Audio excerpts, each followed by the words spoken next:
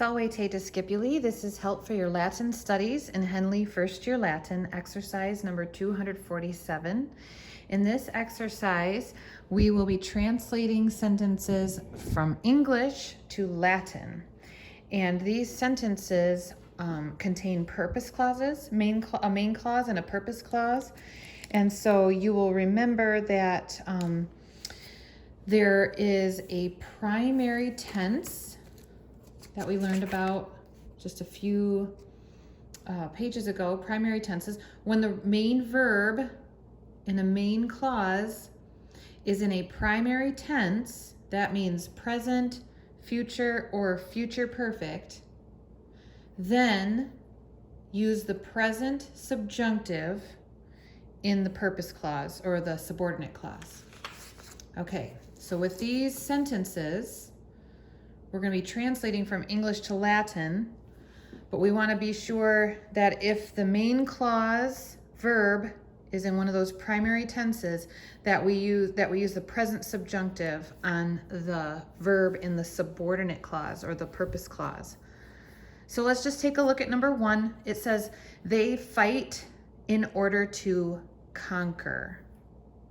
And we know that there are 4 different ways that we might translate one of these purpose clauses, right? This says in order to, this says in order to. The other ways might be, they fight in order that they may conquer, or they fight that they may conquer, or they fight to conquer. So there's 4 different ways that that could be phrased in English, and the Latin sentence would be the same in all 4 instances. But I point that out because the subjunctive mood in a grammar book, that subjunctive mood shows a translation that I may verb.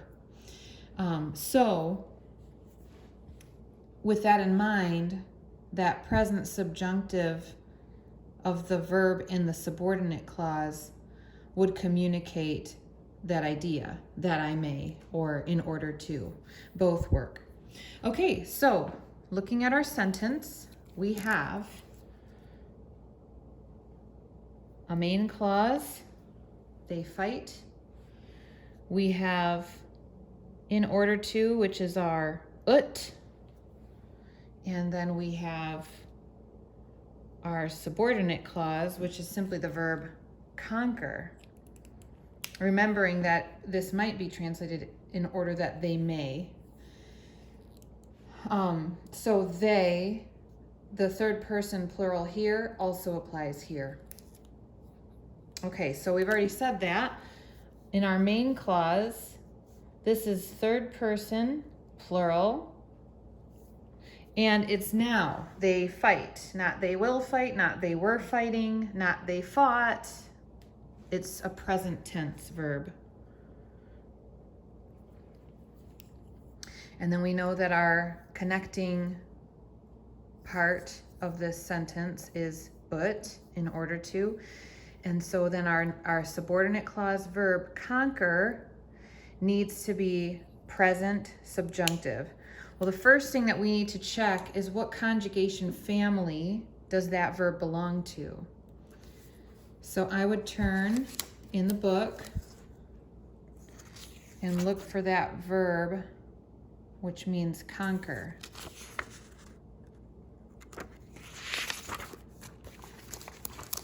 And here it is, winco, wincere, wiki, victus. That is a third conjugation verb. So when I go to translate the verb, I have my grammar book open.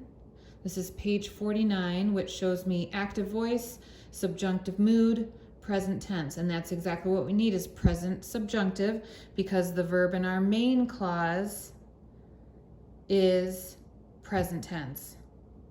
It's a primary tense.